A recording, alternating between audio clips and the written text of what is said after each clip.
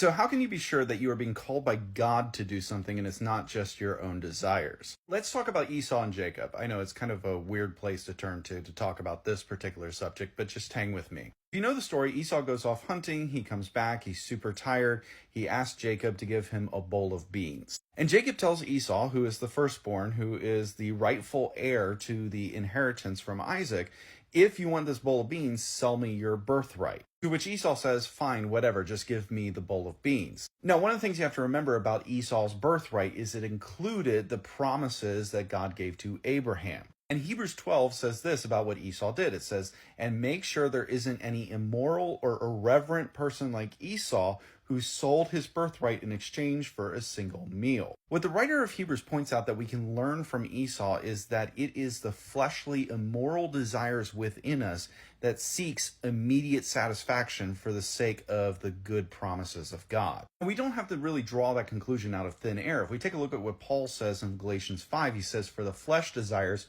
what is against the spirit, and the spirit desires what is against the flesh. These are opposed to each other so that you don't do what you want to do. Now, the works of the flesh are obvious: sexual immorality, moral impurity, promiscuity, idolatry, sorcery, hatred, strife, jealousy, outbursts of anger, selfish ambitions, dissensions, factions, envy, drunkenness, carousing, and anything similar. Now, one of the things that we commonly miss whenever we're talking about the fruits of the flesh is their immediate nature. Pretty much everything in that list has to do with immediate gratification. Basically, I need it now. It goes all the way back to the tree of the knowledge of good and evil in the Garden of Eden. Eve sees that the tree was good for food and delightful to look at, and that it was desirable for obtaining wisdom. To put it in simpler terms, the desires of the flesh are almost always immediate, and the desires of the spirit are almost always long-suffering. I mean, just contrast the fruits of the flesh with the fruits of the spirit. The fruit of the spirit is love, joy, peace, patience, kindness, goodness, faithfulness, gentleness, and self-control. These are not things that just happen immediately, that happen in the spur of the moment. How does James put it? He says that the testing of your faith produces endurance or long-suffering or steadfastness or patience